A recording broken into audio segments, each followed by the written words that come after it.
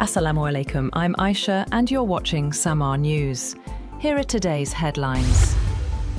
Foreign Minister Ishaq Dar and his Saudi counterpart, Prince Faisal bin Farhan, have held a crucial phone call, focusing on de-escalating rising tensions in the Middle East through a joint Pakistan-China peace initiative. Pakistan's Foreign Office said that during the call, both leaders exchanged views on the rapidly evolving regional situation and emphasized the urgent need for de-escalation and dialogue. A key focus of the discussion was the Pakistan-China five-point initiative, aimed at restoring peace in the Gulf and wider Middle East. The Saudi press agency also confirmed the talks, noting that both sides reviewed brotherly relations and agreed to maintain close coordination and consultation amid the crisis. Iran has claimed it successfully downed 2 US warplanes, showcasing the capabilities of its military's new advanced defense system. Iran's military spokesperson, Ebrahim Zolfaghari of the Qeshm Island Central Headquarters, confirmed in a televised address that 1 US jet was downed using the country's newly deployed defense system. He added that another advanced fighter jet was targeted near Qeshm Island, crashing into waters between Qeshm and Hengam Islands. According to Tasnim news agency, the downed aircraft included a US A-10, a close air support plane designed to engage ground forces and armoured vehicles. The jet was reportedly shot down south of the Strait of Hormuz.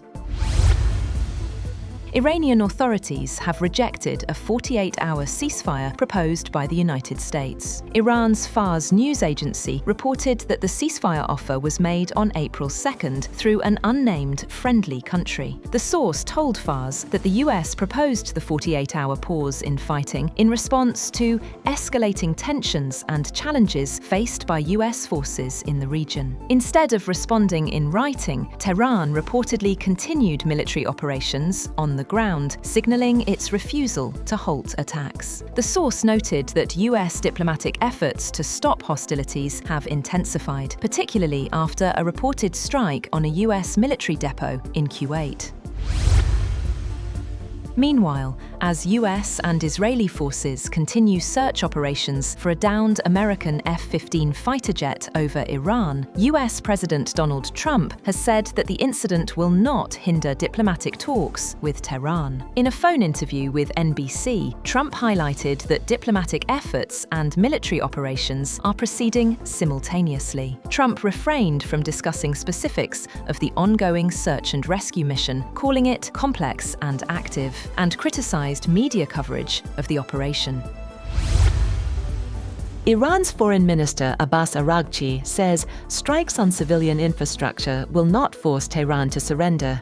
In a post on X, he described attacks on sites like bridges as a sign of weakness, adding that Iran would rebuild any damage. The comments come after renewed threats from US President Donald Trump to intensify strikes. The escalation raises concerns over further disruption to the Strait of Hormuz and broader regional stability.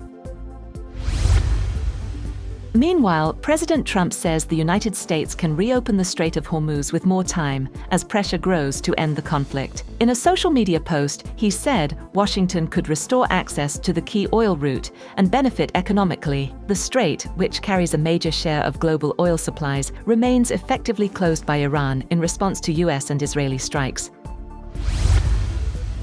British prosecutors have said that they had charged 3 men in connection with an arson attack last month on Jewish community ambulances in North London. The Site Intelligence website has said an Iran-aligned multinational militant collective called Islamic Movement of the People of the Right Hand had claimed responsibility for the incident near a synagogue in the Golders Green area of London. Among the 3 men, aged 20, 19 and 17, 2 are British nationals, while the third is a dual British-Pakistani citizen.